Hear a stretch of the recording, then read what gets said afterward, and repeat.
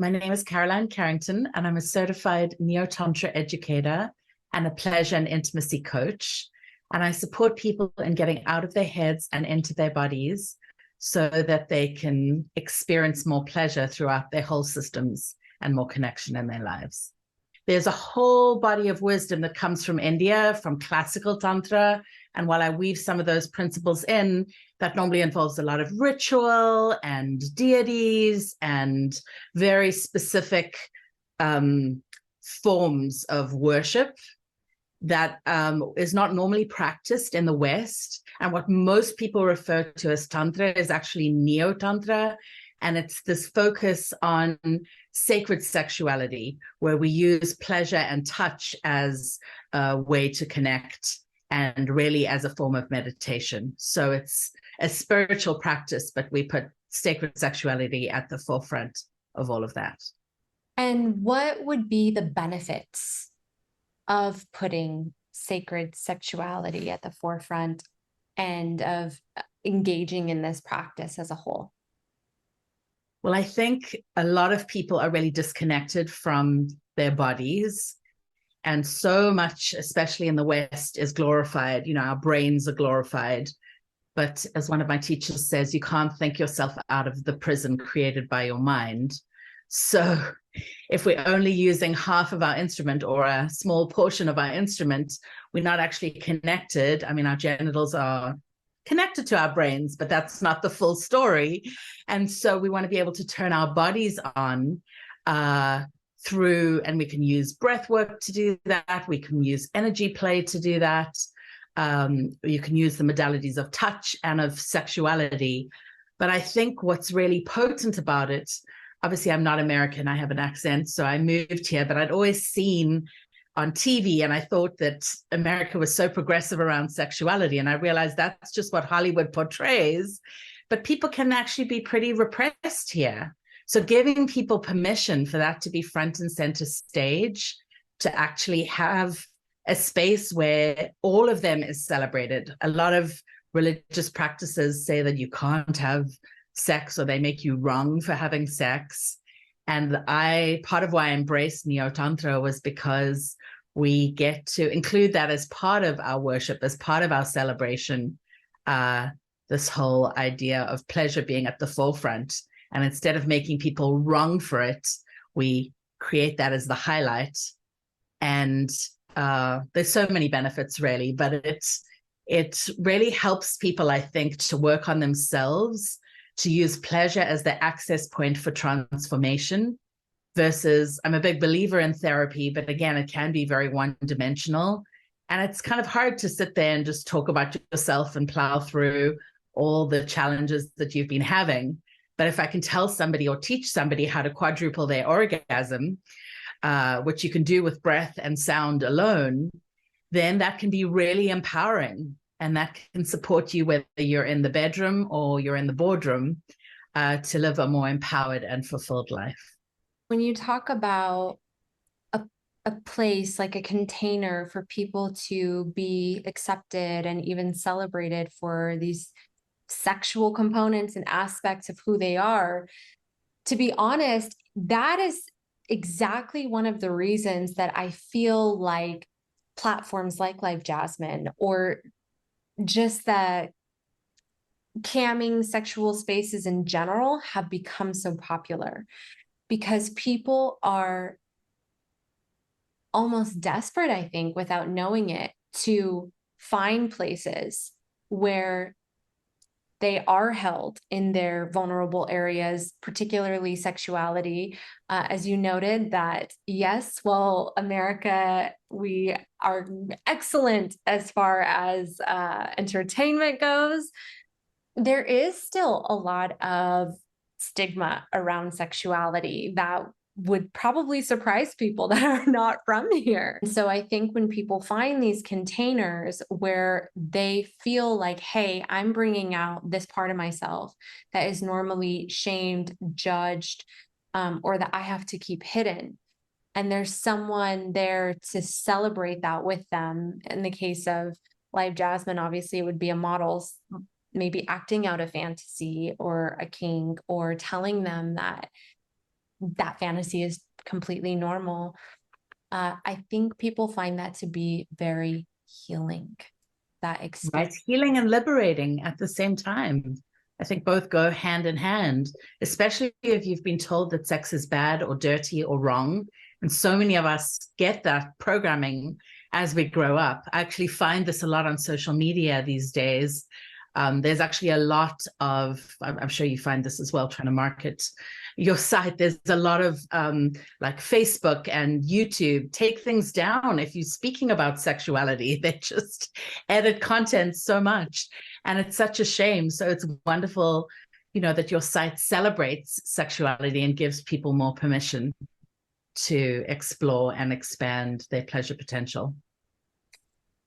I agree. And, you say, I love that word permission, because I think that that is ultimately what people need. And even in these interviews, one of my intentions for people that listen is to find the permission to explore themselves completely. I think if we repressed in our sexuality, which is our creative life force, at least that's what Neotantra teaches, then we're likely feeling shut down in the rest of our lives and worlds. And for example, I encourage people to use their voice, like in terms of sounding their pleasure out. We get so worried about the neighbors, and I'm like, let's inspire the neighbors instead of being worried that we're upsetting them.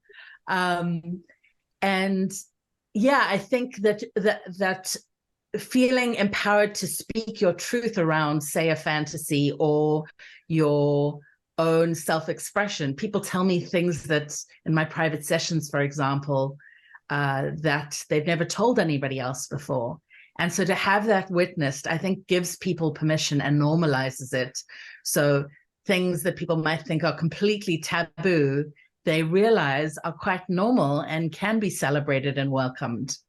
And I think that's really important, because so often we feel like we're the only one who has this challenge, or the only one who may have a particular fantasy or erotic desire. And I think that's actually a way where technology can be a benefit, because using avenues like social media or the internet in general, we can see, according to the stats, that we're not totally alone in this. And we can create places and spaces where we can actually be more self-expressed. That's another strong word, alone, because a lot of people, that's what they're feeling. That's what they're going through right now. And I want to ask you, from the perspective of Neotantra, where does connection play in that? Where does connection play into our wholeness? For me, I think connection is like breathing. I mean, I know there've been studies done where babies were not touched and the babies ended up dying because they didn't receive enough touch. And I think this has been highlighted through this time of the pandemic that we've all gone through, when so many of us were isolated. We suddenly realized, like, just not even going into work every day and just having that human connection was really a missing. And I think people have actually stayed, even though the world has opened up a lot more now, have stayed much more isolated and much more sort of focused on being at home. And I really think for us to thrive at all as human beings, we need connection. And I feel like we've learned to use technology as a means for connection, and as a way to get our needs met for that. I just worry a lot of the time that we've started relating so much through a machine that we've missed out. I just don't think there's anything that can replace the human touch of, even if you're just hugging somebody, say, that releases serotonin in a way, for example, a computer is never going to do. So I think human connection, we're wired for it. And I think we're all craving it probably more than we realize. I know some of the members on LiveJasmin have a situation where they are not as mobile. They either have a disability that really keeps them at home, but they're still seeking connection. And even intimacy. And so for them, online is the next best thing, if you will. It's better than nothing at all. But actually, I'm curious your thoughts on this. I want to share a story with you. I was in a Facebook group and I had a friend in there who was having a back and forth with someone else over this discussion of touch versus non-touch. And I was really taken back by one of the responses, and it really caused me to think, because this example of babies not being touched was used and the effects that it had on them. Either they passed away or they actually developed really severe disabilities. Right. And someone I know, the response was it the actual touch that made the difference? Or was it the love that was coming through the touch itself that the human Right, that made the difference to them. received, the love? So her take was, whatever you feel the most love coming through, which for many people, it is that physical touch. They're like, okay, yes, this is the love, it's coming through. But it could be any avenue, was her point, is whichever avenue you can feel and sense the most amount of connection and love coming through, that whatever that is going to be what heals you the deepest. And it doesn't have to be for sure touch. It doesn't have to be the like digital connection. It's whatever avenue you're able to get that feeling. And that, I still think about that to this day, because I thought that was such a powerful perspective, that the touch is more of a vehicle than the medicine. Well, it's interesting you say that, because again, referencing the pandemic, I think we're still coming out of all the trauma of that time, which is part of why I'm referencing it so much today. But for example, I'm involved in the play party community here in the Bay Area, and it literally wasn't safe at some points for us to get together in person. So we did use technology. We found ways to use Zoom, for example, to run online play parties. And no, it wasn't exactly, you didn't get exactly the same experience as if you were there in person. But what I noticed for myself was it actually gave me a lot of permission, firstly, to be in my eros, to be in my juicy self, and to get to share that with others, to be able to share my parts of self that are quite exhibitionist. And I could do that in a very safe way. For me, it actually felt a little safer to be able to do it through the screen, because I didn't have to go through the edgy thing of like showing up in person and meeting people and then seeing how an interaction could go. I could just bounce sexual energy off the screen. So in that sense, I found it really, really fulfilling. So yes, I guess I agree with you. You're reframing some of my thoughts, that if there's no other option for in-person connection, then we've got to use the tools that are available to us. I just worry about social media, because things can get so polarized, and the algorithm also shifts things and distorts our view of things so much. So I think we have to use these technologies as tools to help us get our needs met, and not get swept up in sort of the shadow side, or the cesspool of what some of technology can offer us too. You have to use everything responsibly. You know, technology is a huge thing that, if used irresponsibly, can be detrimental. Social media, like you said, I've noticed that certain personality types, or people that have certain dispositions, sometimes are more prone to use things in a way that could be unhealthy at times. And so what I've been told before is that if someone, let's say, has a very compulsive personality in general, then let's use LiveJasmin as an example. They may get on LiveJasmin and use it compulsively in a way that may not be healthy. because that's part of their personality, but it's not LiveJasmin per se that's the problem. It's the compulsive nature and attitude. They're probably using other things compulsively as well. And so I think these things really do give us an opportunity to reflect how healthy we're being or not in certain areas of our life. But you said something just now that was really interesting, which is that it almost felt safer in some ways, this online component at the play parties, than being in person. And I want to speak to that because I'm, again, curious your thoughts. But I've noticed, I have to use LiveJasmin as the example because it's what we know. And I've interviewed hundreds of members and models at this point. And most members tell me they just bonded so deeply with this model. They've told her everything, all their dark secrets, everything that they could tell, they have shared. And I start questioning, like, well, why? What is it about this dynamic that made you want to share that information with essentially a stranger? And what I've gathered based off of what they said is exactly what you said a moment ago.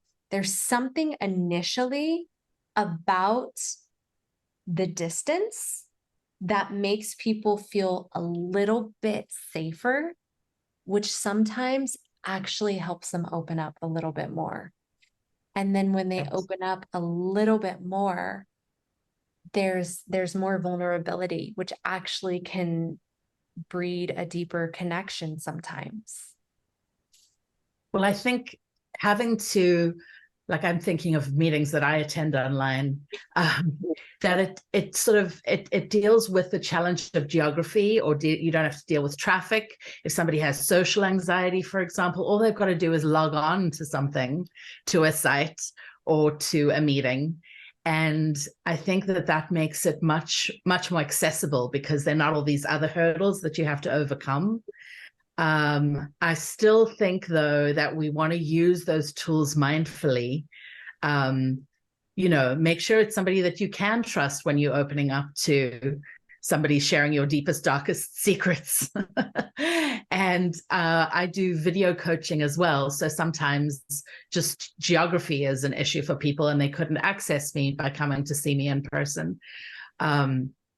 And I think we've all gotten very used to being on Zoom and relating through the computer in many ways. So if that's the first step for people to breaking the ice and to giving themselves permission, that might make it easier then to bridge some of the other challenges that they're having with meeting in person versus just purely online. Absolutely. I'm curious if in your time seeing clients, there's something that you've learned about human sexuality that you were not taught. It's not something you can read. It's something that, you just learned from being one-on-one with people and working with them. Right. I think the biggest surprise for me was really how much shame people carry around their sexuality. For me, sexuality has always been a playground. I have plenty of trauma in other areas of my life, but thankfully I don't have sexual trauma, for example. And so for me, it was just this fun exploration of self and a way I got to be self-expressed either with myself or with other folks. And I think just seeing how much shame and how much people feel they have to hide this very beautiful part of themselves really makes me quite sad, because most of their fantasies are actually quite normal things. I've had people go, well, my deepest, darkest fantasy is that I want to have a threesome, or that I am attracted to somebody of the same gender. And they've never told anybody that before because they fear the judgment that might happen. So I guess it just makes me sad that there is so much repression in our society, from religion, from the government, from even our families, and sometimes even our friends, where we feel like we can't share this very sacred part of ourselves. with others. So I love it when they're places and spaces that create the permission to allow people to be fully who they are and take the masks off that they often have to wear in society. How would you say Tantra's perspective of sexuality differs from, let's say, the West's perspective of sexuality culturally? Well, I think I'm going to share an example from my first trip to India. I was in a city called Varanasi, which is one of the holiest cities in India. It's reputedly one of the oldest cities in the world. And I was talking to an Indian gentleman at the hotel I was staying in, and he said, "Why do you think that men," and he was using heterosexual language, so I know your audience may be broader than that, but he said to me, "Why do men want women?" And I said, "Well, they're after sex." And he said, "No, they're actually after Shakti. And Shakti is like the life force energy, often contained in the feminine, but not just relegated to the feminine. We all have Shakti inside of us." So I loved hearing that, because it was like they're actually wanting to connect to the power of the sexuality that is moving through the woman. And this could be applied to people of all genders or sexual orientations, really. So, yeah, I think India in itself, it can be very repressed and it's very repressed. It's amazing people have babies in India at all, because it's very taboo there. Everything is divided by gender. Even when you go and pray in the temples, there's, the women's side and the men's side. And I actually identify as queer, and I don't prescribe to the gender binary. So that triggers things for me when I have to stand on one particular side, because people will assume that the woman's role is the one that works for me. I know for some of my friends who are non-binary, for example, that wouldn't work at all. But I really love this idea that they're going after the power. Men are attracted to the power that's coming through the woman in their sexuality versus just getting off, for example. And I definitely think, I'm South African originally, which was also pretty conservative culture. I grew up with a lot of rules about the way things needed to be. And it was only when I moved overseas and lived in London that I started breaking down some of those preconceived ideas that I'd been fed as I was growing up. Then it gave me permission to be self-expressed in who I was. And actually, in breaking away from my family, I feel like I've been able to pursue this career, because I'm not worried about ruining the family name or, tarnishing something because I dare to teach about something so taboo. So I think there are many societies around the world that have shame or repression in them, whether it's an Eastern or a Western society. Just like I had all these stories about how liberated I thought America was. But you're right, we do. It does come from a very puritanical culture here. And Europeans, for example, are much more self-expressed. They go naked in a lot of places. And, for example, in France, it's quite common that a person takes a wife and then also has a mistress. That's just a given. So I think it's not just an East versus West thing. I think each country has its own issues and triggers with what is acceptable. And I spent 5 years living in Europe, so that certainly opened my mind to what's possible. I want to go back to that beautiful comment that you made about someone saying that men, why do they want women? Because they're chasing Shakti. What is Shakti? I'll give my interpretation of what I think he was referring to. So in Neotantra, we play with something called Kundalini Shakti, and it's this energy that sits at the base of the spine. And in most yogic practices, you're actually trying to help that energy rise up the spine and come out through the crown of the head. Now, in Neotantra, we do a lot of practices that do similar things, where you're using the chakra system to help which are like the energetic wheels in the body that help the energy move in an upward direction. But we teach people, for example, how to breathe it up and how to move the energy up so that they can do things like have full body orgasms. So you can use it, for example, you can use this life force primal energy for manifesting very tangible things in your life, be it bigger, better orgasms, or a paycheck that you want, you want to get a raise at work. I've actually done that kind of work with students before, where they've come in and they were interviewing for jobs, and we used this life force energy to help charge up what we call a sex magic intention, to help them actually achieve very tangible results in the 3D world. So I would call Shakti life force energy, but there's Shakti in everything. So I'm giving a very lay person's description of Shakti. I'm sure a classical tantrika would describe it in a slightly less urban way, but that's my interpretation.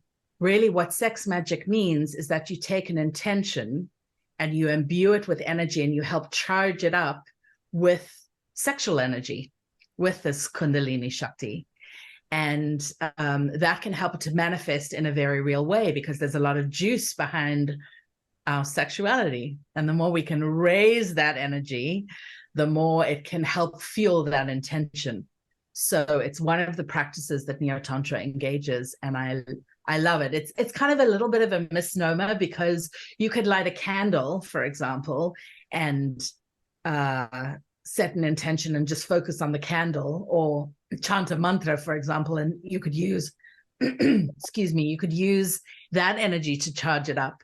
But why not use the most potent energetic force that we have in the universe, which I believe is Shakti herself, or this Kundalini Shakti, which we play with in Neotantra.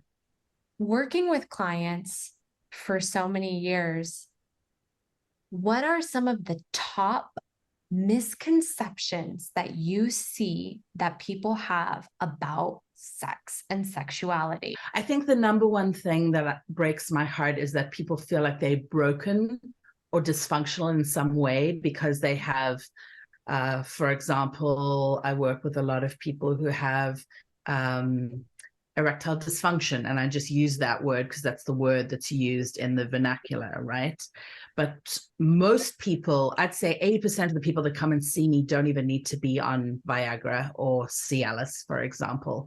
It's often a psychological issue, and once they're just welcomed and celebrated for all of who they are, and we can deal with some of the emotional baggage that's brought them to that place, or the shame that's brought them to that place, it will actually often naturally just dissolve on its own. So this idea that there's something wrong with them for having a desire, for not being perfect in the bedroom. I don't think anybody's perfect in the bedroom, not even me. We're all very human, and we want that to be celebrated and actually be welcomed, as opposed to feeling like there's something wrong. The other thing, and Neotantra and Taoism teaches us a lot, is that people think that people with penises often think that you have to have an ejaculation to have a satisfactory, well, let's not say satisfactory, to have a pleasurable sexual experience. And in Neotantra, when you learn to harness the energy and actually move it throughout the body, so you can have orgasms, like full body orgasms, you can have orgasms through every part of your body, through the heart, you can feel the ecstasy in your fingertips even. We actually teach something called ejaculation control and mastery, where you learn to harness that sexual energy, and then you can have amazing stamina and go and have pleasure for as long as you would like, as opposed to the couple of minutes. Most guys after the age of 21, they don't have as great stamina anymore. And so they can learn, instead of having to reach, say, a 10 at a peak and have that ejaculation and then move into a refractory period, and then all the pleasure is over. You can learn to actually move that pleasure throughout the body, not just focused in the genitals. But there's nothing wrong with the genitals. We love pleasure there too, but like to make it more multidimensional, so that the pleasure is elongated and expanded for, you know, at least the 1 or 2 or 3 or 4 or more people that are involved. And that just accounts or gives us permission to have even more pleasure. And then for people with yonis, as we would say in Neotantra, I think people believe a lot, because there's a lot of talk about female ejaculation, and people often call that squirting. We like to call it amrita in the Neotantric tradition, because that means sacred nectar. So it brings more honoring. That's often why we use the Sanskrit words for things. But people think that that's pee, or that they've just totally lost control of their bladders or of themselves. And actually, it's possible for all to be able to ejaculate. And I teach whole workshops on awakening the G-spot and female ejaculation. And it's a very empowered thing to experience. If you could give one message to everyone in the world about human sexuality that you don't think the world is getting quite yet, what would that message be? I think I would say that pleasure is really your birthright. And whether you're pleasuring yourself or whether you are sharing pleasure with another person, be it virtually or, you know, energetically, you can run a lot of beautiful energy with somebody, even virtually, or if you're in person, like giving yourself permission to experience the flow of that pleasure is literally going to juice up your heart, your body, your life, and it's going to translate and trickle out into many other aspects of your life. So I often say if we feel empowered in the bedroom, then we can feel empowered in the boardroom as well. And that's true whether you're negotiating, you know, a pay rise, or whether you are wanting to have a more intimate conversation with a partner or a difficult conversation with a friend. If we feel good about ourselves, and we often feel good if we've experienced pleasure and or orgasm, we generally feel much freer to be more of who we truly are. So I really wish people would give themselves permission to experience more pleasure in their lives so that they can expand into living a life more fully aligned with who they truly are. You know, it's interesting you say that, because I have been doing these interviews for 2 years now. And I would say one of the biggest lessons that I have learned from interviewing so many people, if not the biggest, is that pleasure is healing. And in general, most likely you are not engaging, most of us are not engaging in enough pleasure. Even if you think you are, you're probably not, because we are actually conditioned to be quite uncomfortable with pleasure. Not the experience of pleasure, but more the idea of pleasure. Like, you know what? How many vacations have you been going? You went on too many vacations this year. You know, like, have you been having too much this or too much that? You're taking a nap? That's kind of lazy. You know, there's so many attacks on pleasure and restfulness, really, especially in America. But I would say exactly what you said your message would be, which is to embrace your pleasure, find your pleasure, is probably what I have learned is one of the most important things that people should be doing for their health and their wholeness and their wellness. And that is actually, there's plenty of science that supports it. I love that you expanded on what pleasure can even be. You included like naps or taking vacation. A friend of mine challenged me a few years ago about what the measure of success is. And I think in the US, it's like a bigger car, a bigger house, or all these external things that we can see. And sometimes it's even how hard you work. Like, are you working 60 to 100 hours a week? Like, that's the metric for success. But what if the metric for success was the quality of our sleep and the quality of our relationships and how much downtime we were giving ourselves, how gentle we could actually be?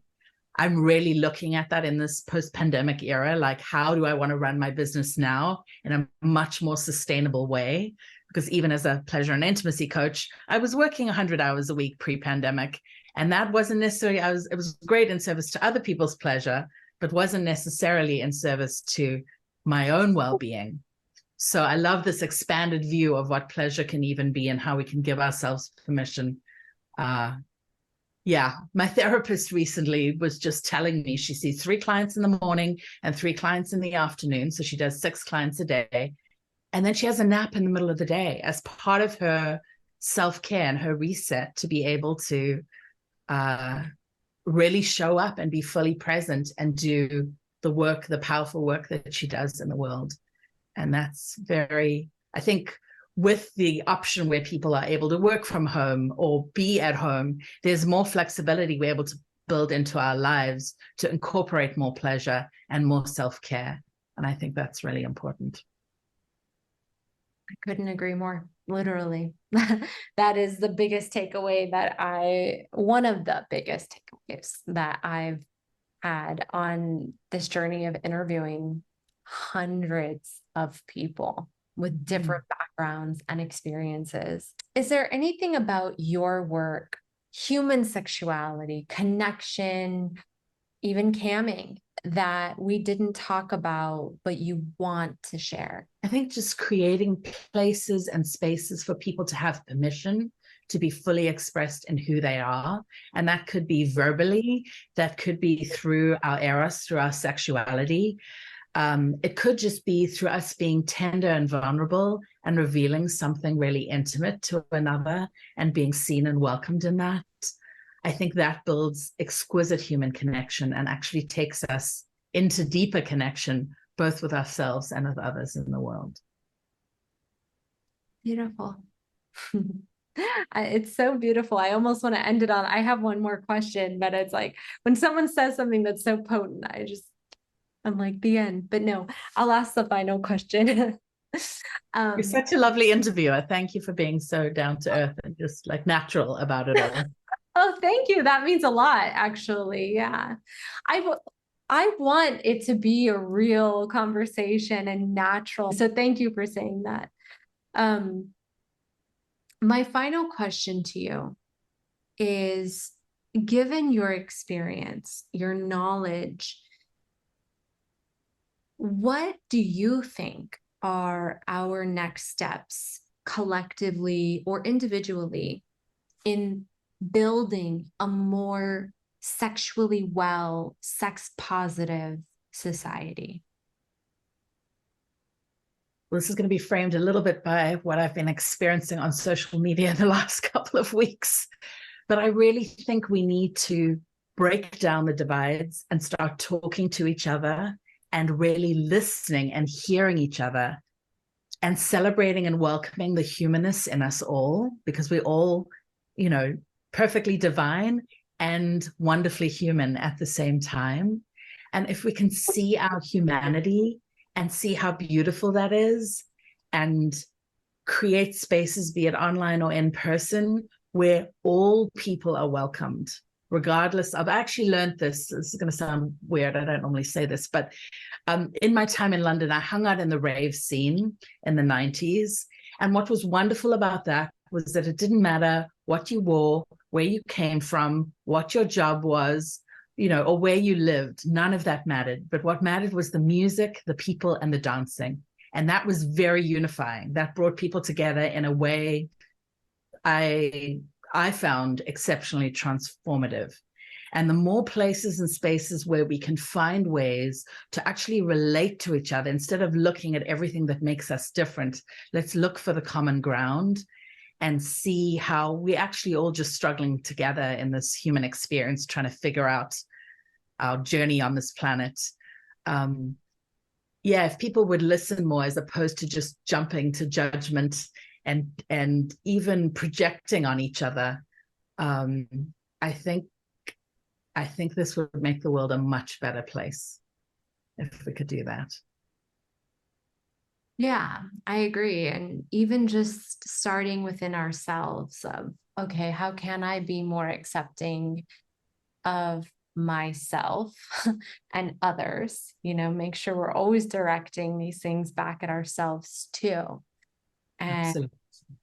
that just, if everyone does just a little bit, the whole world will be taken care of, you know? And so, yeah, like sometimes people think I'm just one person, I can't make a difference. But if just one person did a little bit, it makes a huge difference. So yes, you can make a difference.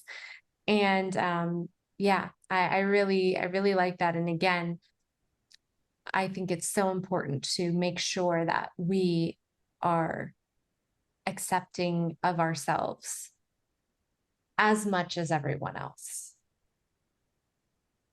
Well, we're also a person, right? So if we want to accept others, we've got to give ourselves the place to welcome all parts of ourselves. And I think that's coming back to your discussion of connection. Like, I think that's part of what helps us accept ourselves is the opportunity to connect with others. Because as we connect with others, then we realize, well, we are just all the same.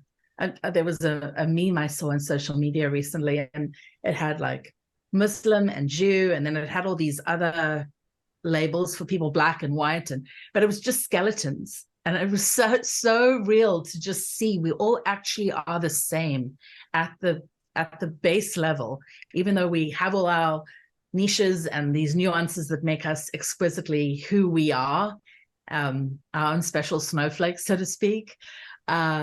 We are still at the core.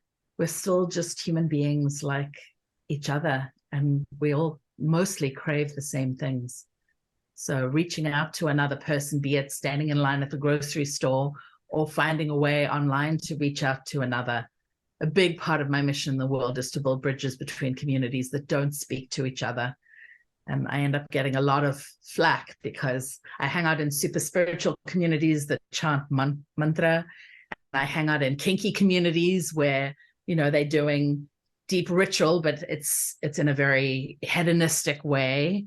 And some people would say, I don't want to use the word violent, but in a way that's actually quite taboo, because it involves pain and pleasure and how those two interact with each other, with a lovely dollop of intimacy, I believe, if it's done right.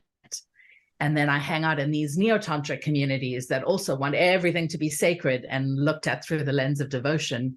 But I think kink is just as sacred, for example, as is, bowing to a statue of a deity. It all matters about your intention. So for me, everything can be sacred. It's just the intention we place behind it. And that's a lot of why I end up using the lens of Neotantra to help people navigate the world, because then we're coming at it from a place of everything is sacred. So the way you eat your lunch can be sacred. The way you write an email to somebody, can you choose to come from this loving place? Can you take a breath and take a step back? Can you speak the truth in love even? That could be a hard one. To actually speak the truth to somebody can be a real act of service and devotion. So yeah, I'll pause there. Beautiful, though. Absolutely. Yeah. What I got out of that is a reminder to let every moment be sacred. I loved this conversation, and I have myself had so many little reminders. Thank you so much. Thank you, Ty. I get interviewed by quite a lot of people, and not everybody puts you at ease quite so much. So I'm going to edit out well, but I'm very grateful that I got to be interviewed by you today. Oh, thank you so much. That honestly is, hearing that brings me such great joy, seriously, because obviously in my work, that is my goal. Well, thank you very much. It's been a lovely opportunity getting to connect with you this afternoon. Yes, you as well.